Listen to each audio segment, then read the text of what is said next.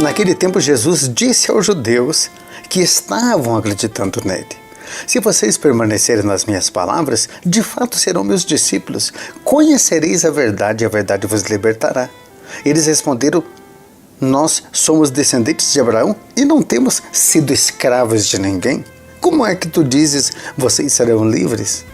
Jesus então respondeu: eu garanto a vocês, todo aquele que faz o pecado é escravo do pecado. Por isso, se o Filho vos libertar, sereis verdadeiramente livres. Eles responderam dizendo: nosso pai é Abraão. Jesus disse: se vocês fossem filhos de Abraão, fariam as obras de Abraão. Palavra da salvação, glória a vós, Senhor.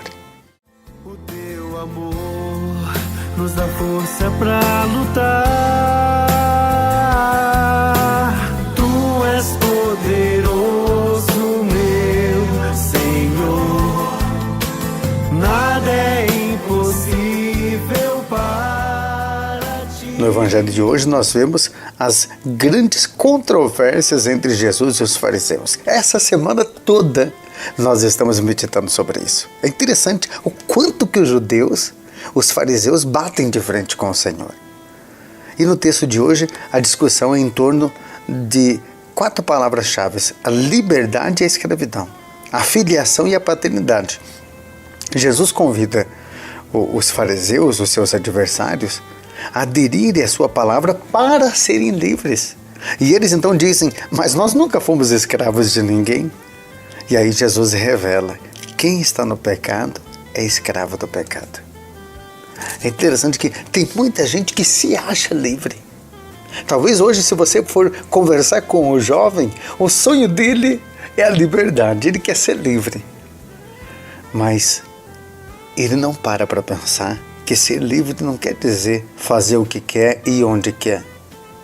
Ser livre significa se autodominar, porque a pessoa que vive em função do pecado, a pessoa que vive em função dos instintos, precisa usar droga, precisa se prostituir para ser feliz, são pessoas que não têm autocontrole. Então nós podemos dizer que são pessoas sim escravas.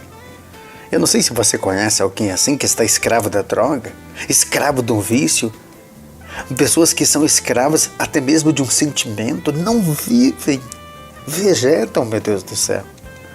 Ô Senhor, eu peço por todos esses que precisam de fato dessa verdadeira liberdade. Como os nossos irmãos sofrem, Senhor, porque o pecado escraviza. E hoje o Senhor nos chama para a liberdade. E olha a chave do Senhor, é a palavra dele que liberta.